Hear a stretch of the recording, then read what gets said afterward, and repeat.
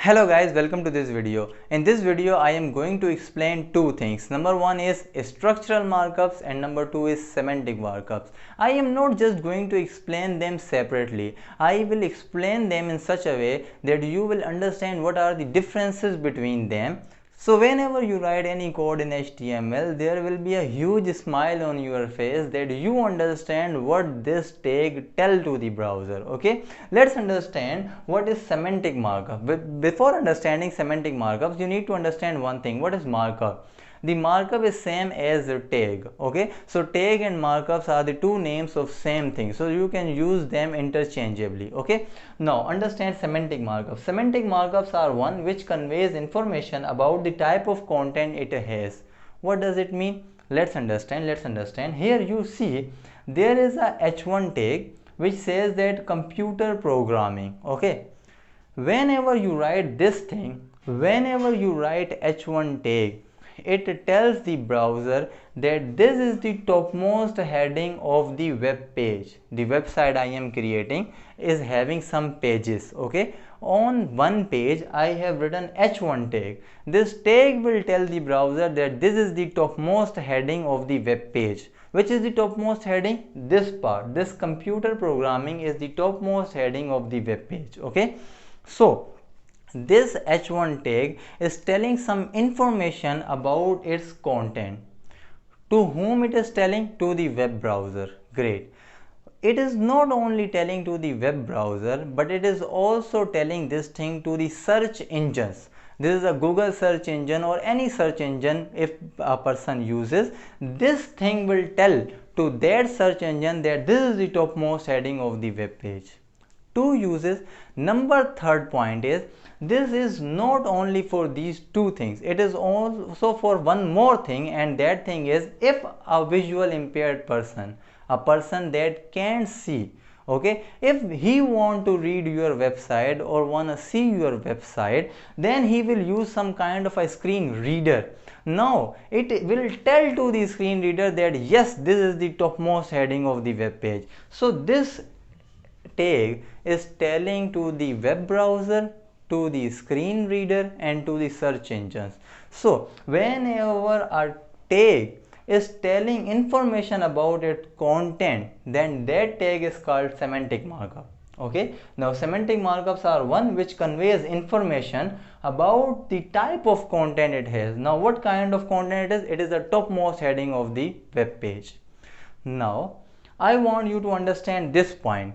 Semantic markups requires separation of content and presentation. If you understand this thing, the whole and sole purpose of this whole lecture is clear, because I want you to understand this thing while writing HTML code.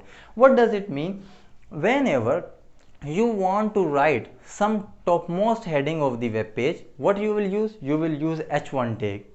Okay, now I want to write the topmost heading, but I want that heading to look like paragraph. The paragraph looks different on the web page and the heading looks different on the web page.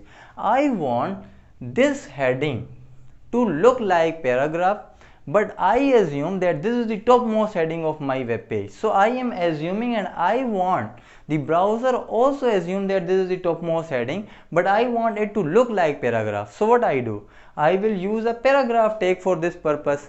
Now what will this tell to the browser? This will tell to the browser that this is a paragraph.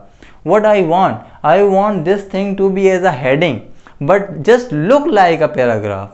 Okay, so I should never use a tag for the purpose it is not designed.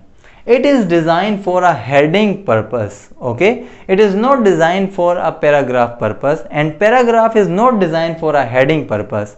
If you want this thing to look like a paragraph, and this is a heading, you want this to be as a heading, but you want this to look like as a paragraph, you should always use CSS for that.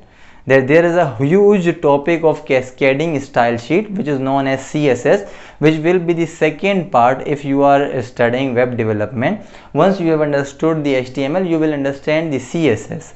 And by using that CSS, you should make its presentation look like paragraph. You should never use paragraph tag if this is the heading and you want this to look like a paragraph. If you want this to look like a paragraph, you should use a separate thing which is known as CSS. Is this thing clear? Now here this is the same thing.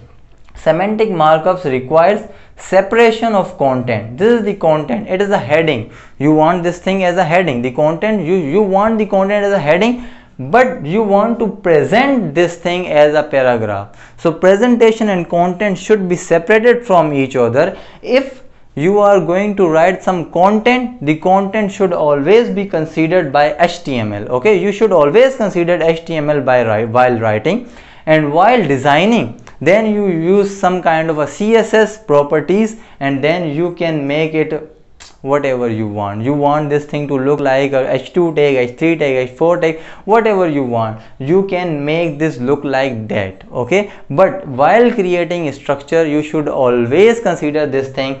If you want this thing as a topmost heading, you should always use the H1 tag. Is this thing clear? This is the whole area of semantic markup. Hope this is clear. Let's understand the second thing. This is called structural markups. What are structural markups? Structural markup do not give any meaning. Now we have understood that semantic markups provide the information, meaning, that what does this mean. Okay, this is the topmost heading, this is its meaning. Okay, now these tags, what we are going to study over here, will not tell anything about them. What are the content they hold? They don't know, and they will never tell this thing to any screen reader, to search engines, and to the web browser. These are used to create the structure of the web page, but most often we are not going to use them. We are going to use the new features of HTML5, which have almost replaced their uses, but in some niche cases you need to use them. So that is why I am explaining this. Also, if you are reading someone's code, then you need to understand that he might have used this thing, so you need to understand what these things are. Okay, so these things are structural markups. Structural markups never convey any kind of information about the content it has. Okay, now these are used to create the structure, but nowadays we are using semantic markups to create the structure. But these markups, you need to understand them. Now there is a div tag and there is a span tag. These tags are considered as structural markups, and these are used to create the structure. Now whatever you put inside the div tag will not tell to the browser that what kind of content it is, because div tag doesn't know by himself. Is this thing clear? So this is the whole topic of structural and semantic markups.